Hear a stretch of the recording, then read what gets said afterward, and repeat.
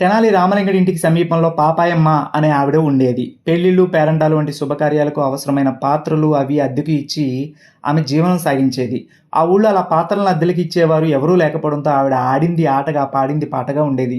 ఆవిడకి ఎలాగైనా బుద్ధి వచ్చేలా చేయాలని రామలింగడు అనుకున్నాడు. ఒకరోజు ఆమె ఇంటికి వెళ్ళి ఓ మూకుడును అద్దెకు తెచ్చుకున్నాడు. 2 రోజుల తర్వాత దాన్ని తిరిగి ఇచ్చేస్తూ ఓ అట్లకాడను కూడా ఇచ్చాడు. మీరు ఇచ్చిన మూకుడు రాత్రి అట్లకాడను ప్రసవించింది అని చెప్పాడు. కానీ ఖర్చు లేకుండా ఊరికే అట్లకాడ రావడంతో పాపాయమ్మ సంతోషించింది. కొద్ది రోజులు గడిచాక రామలింగడుకు గంగాళం అవసరమైందని తీసుకెళ్ళాడు.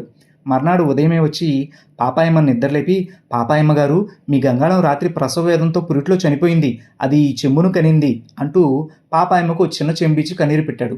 పాపాయమ్మ కోపంతో గంగాళం ఎక్కడైనా చచ్చిపోతుందా అని అరిచి గొడవ చేసింది. ఆ రోజు మూకుడుకు అట్లకాడ పుట్టినప్పుడు ఈ గంగాళం ప్రసవించడంలో చనిపోవడంలో ఆశ్చర్యం ఏముంది అన్నాడు తెనాలి రామలింగడు. పాపాయమ్మకి ఏం చేయాలో తోచక నోరు మూసుకుని కూర్చునిపోయింది.